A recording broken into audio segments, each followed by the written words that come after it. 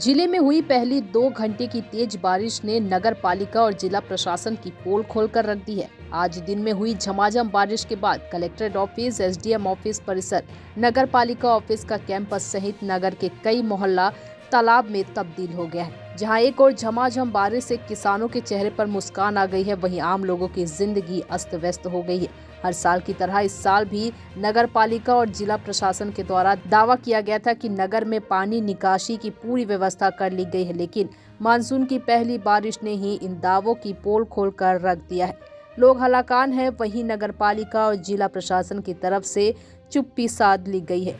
सवाल यह है कि मानसून की शुरुआत में यदि ऐसी स्थिति है तो आगे नगर का क्या होगा।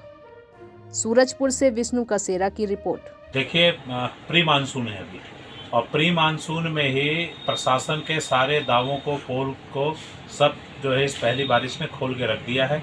आज की अगर आप बात करें तो कलेक्ट्रेट ऑफिस, नगर पालिका का ऑफिस, तहसील का कार्यालय, पुराना कलेक्ट्रेट, कॉलेज परिसर, विभिन्न स्कूल, ये सारे जलमग्न हो गए हैं। लोग परेशान हैं, हलाकान हो गए हैं। बारिश की कोई भी प्रारंभिक तैयारियां स्थानीय प्रशासन के द्वारा नहीं की गई।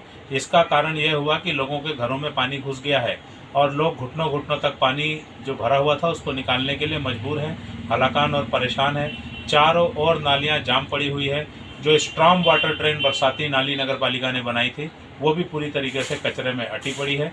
और इसका सीधा सा जो मुख्य जो मामला है वो यह है कि संबंधित अधिकारी कर्मचारी, जो इसके जिम्मेदार अधिकारी कर्मचारी हैं, वो यहाँ मुख्यालय में निवास नहीं करते हैं। और जो नालियाँ भी बनाई गई हैं वो बिना किसी प्लानिंग के बनाई गई हैं। इस कारण जगह जगह पानी जाम होने की स्थिति आ गई है। लोगों के घरों में, कार्यालयों में जगह जगह पानी घुस रहा है।